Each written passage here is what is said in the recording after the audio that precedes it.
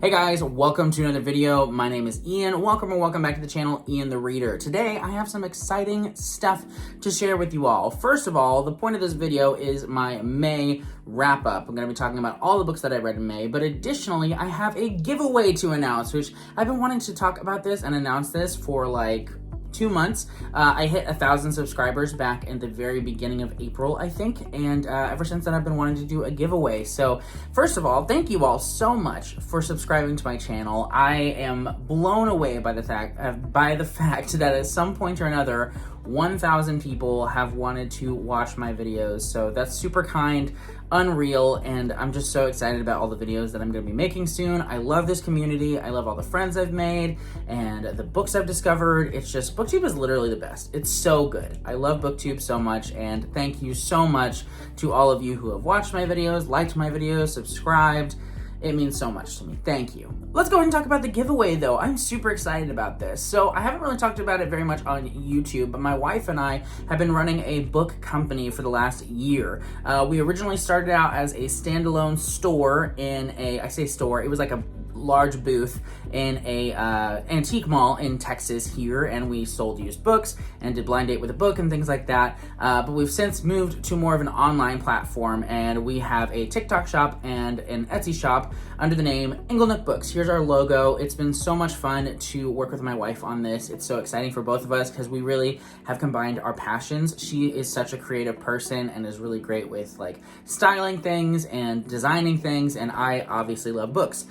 So it's been really cool for us to get to work together on this. But like I said, we have an online shop on TikTok and Etsy. Here are some of our products though. We primarily sell book boxes. Our top seller is our Dark Academia book box, but we also have Light Academia boxes and Enchanted Fairy Tale boxes, and we do blind date with a book and tons of fun stuff. And we have so many more products that we're super excited to be launching this year. It is just so much fun. But like I said, I'm really excited to be doing a giveaway here on the channel in celebration of 1,000 subscribers. So we have multiple winners for this. First prize wins a book box. You can select either Dark Academia, Enchanted Fairy Tale, or Light Academia. Any of those three you can select, and the book boxes come with 2 books. You get to pick the genre, and we wrap them up like blind date with the books, and we package them with hints on the front, and then you also get a variety of different items based on your book box choice. Each box gets a crown or tiara, and then you also get lots of other really cool little trinkets and stuff. Like I said, videos and stuff can be found down below, links to our TikTok shop, and you can see tons of videos we post on there all the time, just sharing our new products and all that fun stuff. But yes, first prize gets a box, which is valued at like $90, and if you like spend it, you know, you get shipping and all that. It's over $100 basically is what you end up paying for this box. So first prize gets one of those boxes. Second prize gets 2 blind date with a book books. So one for you and one for a friend. Makes a great gift, or you can do both for yourself. I don't really care. You get that. That's your second prize, is you get 2 blind date with the books, and then the third place winner gets 1 blind date with a book. And again, with these, you basically tell us which genre you prefer. You can share your Goodreads link with us, or Storygraph, or whatever you have, to let us know what you've already read. That way we don't give you a book you've already read, and then we send you a book, and it's exciting. So yeah, that's the giveaway. To enter, all you have to do is subscribe. If you haven't already, that'd mean the world to me. I obviously can't check that, but you know, it'd be nice if you did. And then leave a comment down below letting me know what your favorite genre is and who your favorite author is right now, like your auto-buy author that you absolutely love reading everything from them. If you just do that, you're entered into the competition. I will probably draw this at the end of the month, at the end of June, all of the winners, and I'll announce them in my June wrap-up. That's the plan. I'm going with that. So yeah, enter below, then we'll do the June wrap-up to announce the winners at the end of the month. Very exciting. So exciting. Thank you so much again for subscribing, and I hope, you know, best of luck to you.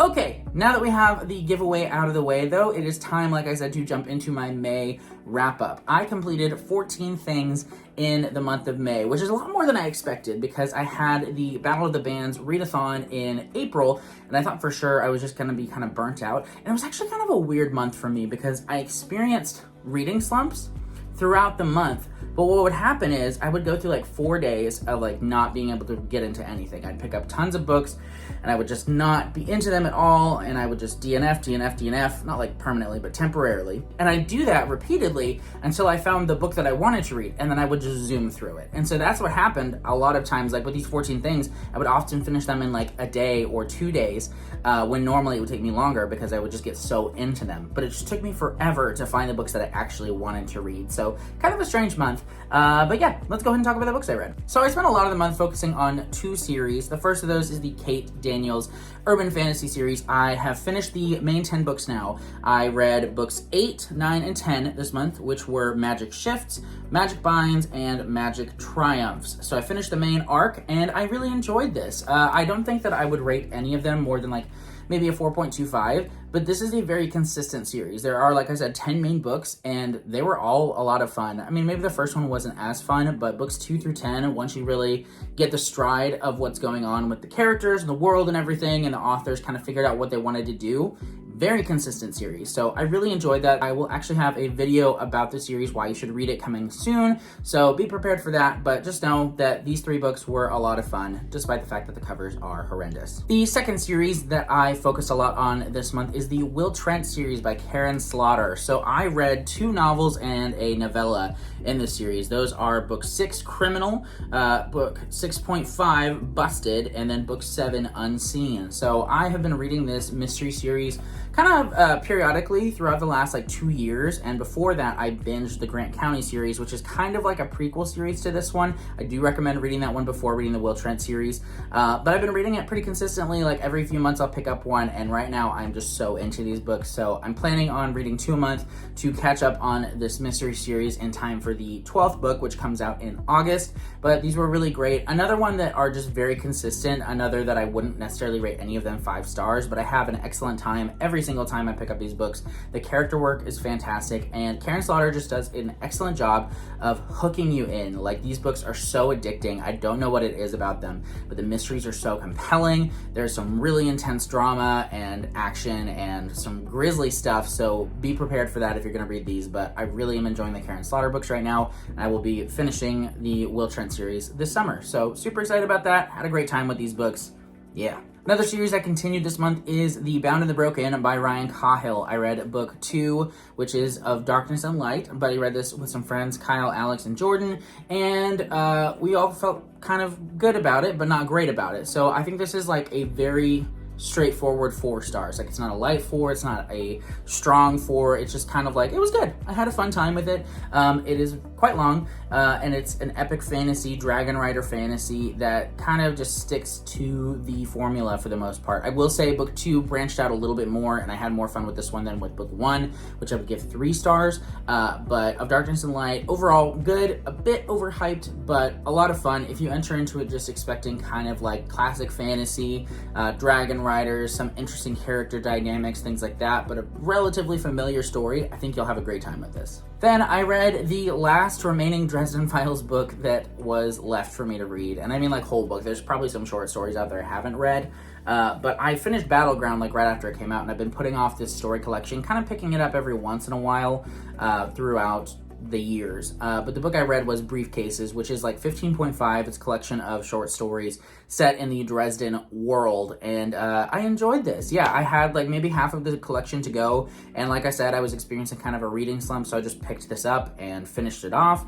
I'm sad that I don't have any new Dresden to read now, because I've been literally just saving it for what I used it for, like being in a slump, wanting familiar characters. So I'm glad that I had it to read, but at this point all I can do is reread and hope that Jim finishes up book 18 soon. Come on, man. It's been like 3 years now, or 4 years?